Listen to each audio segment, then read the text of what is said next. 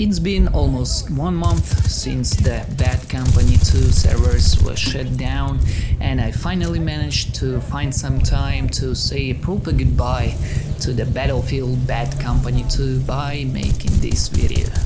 Don't get me wrong, I know that still there is a way to play Bad Company 2, and this is called the Project Rome, but it doesn't feel the same for me. I can't believe that I started playing this game when I wasn't even allowed to drink, and now I am at my 30s making this video. It feels kinda scary to see my age through the life of the Bad Company 2. All jokes aside, I still think that it's the best Battlefield game and actually best multiplayer game ever made. But that wasn't my first Battlefield. My first Battlefield was actually the Battlefield Vietnam. So, I saw a lot of talking trees, if you know what I mean. But Bad Company 2 was my first multiplayer Battlefield game. My actual first multiplayer game was actually the Call of Duty Modern Warfare 2. And not the crappy ones that were made recently, but the original ones, where the soap looked like soap, like a badass person. But there was one big particular problem with the Modern Warfare, and that were the campers. And you know what? Playing Bad Company 2 felt like a breath of fresh air.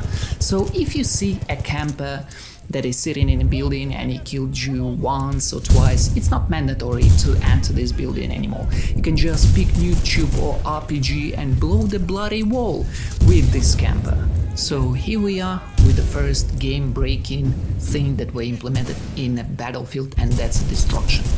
I was wondering when it's gonna be the second iteration, which Battlefield will overcome the Bad Company 2, but it didn't happen. And you know what? The destruction was actually part of the game. So the Rush, the main game mode in a Bad Company 2, you could just blow the whole building with the AMCOM if your team wasn't able to arm it. So yeah, it wasn't just one fancy thing that was added just to sell the copies of this game. So I briefly touch upon the second point why this game was awesome, and that's the maps and the game modes. So all of the maps of the Bad Company 2 were built around one game mode, and that's Rush. And I can remember only one or two maps that I didn't actually like. All of the others played super well. Modern game dev says that creating choke points isn't actually a good gameplay, but you know what? You can ask yourself one particular question. Which map almost all the community wants? And you already know the answer, and that's a Metro or the Lulka.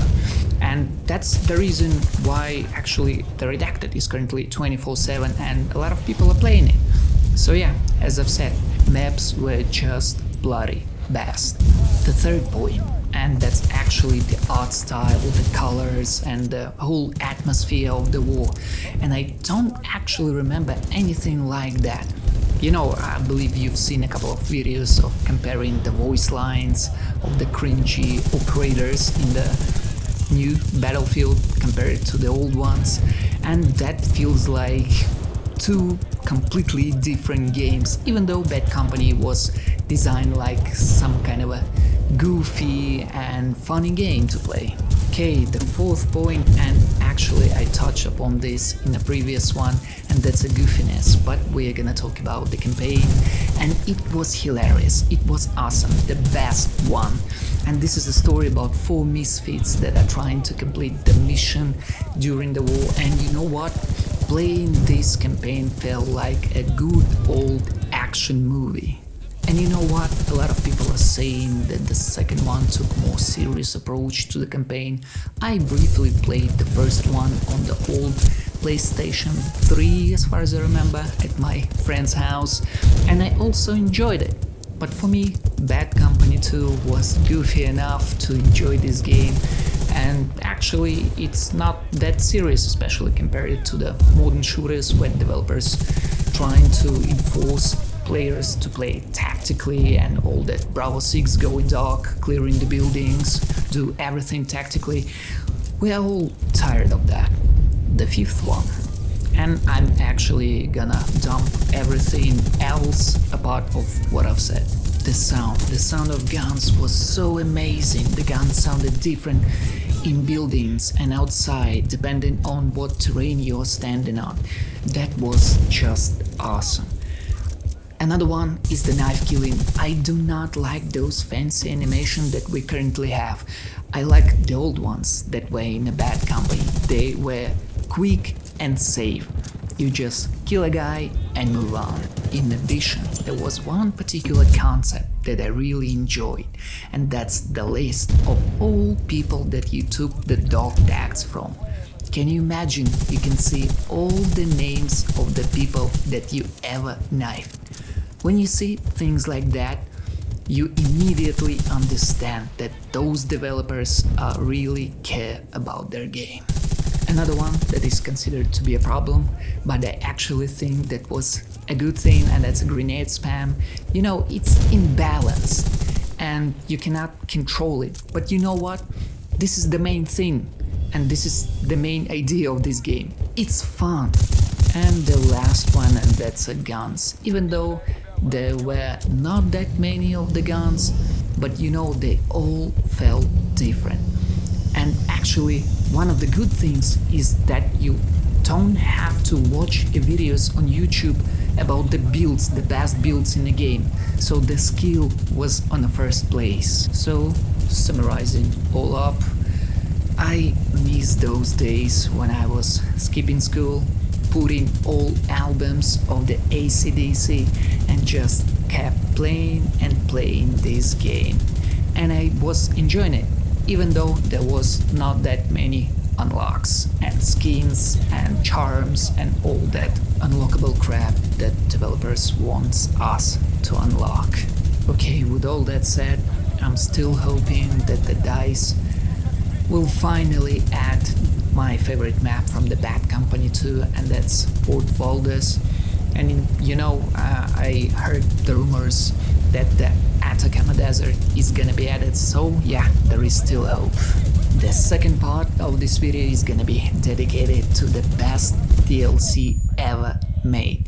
And you know what, when I got back to play Bad Company, the last time before the servers are gonna go down, I found myself playing the DLC even more than the main game. Can you imagine it being developed right now and not being sold as a separate game? It's simply not possible. The music, the new guns, the 4 awesome maps, and only for 15 bucks as far as I remember.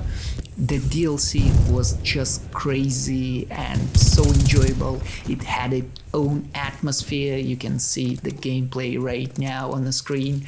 It was just great.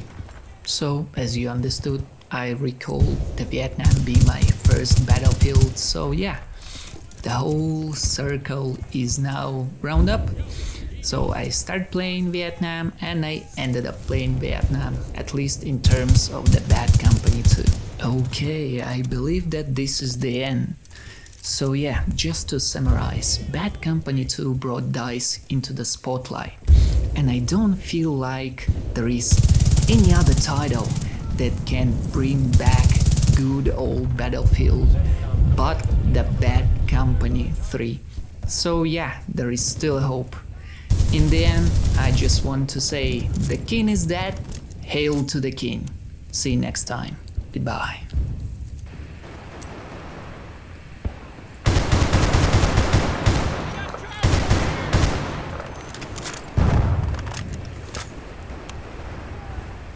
Contact, enemy drone!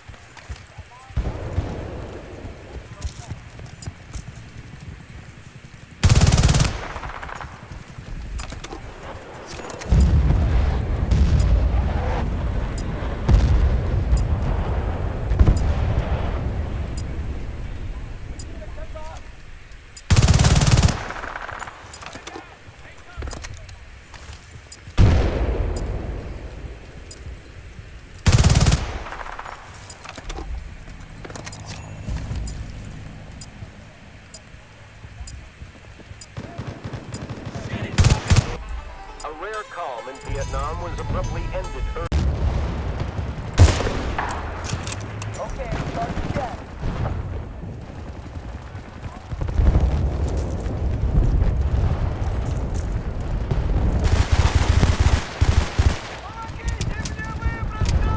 All right, we gotta attack this position.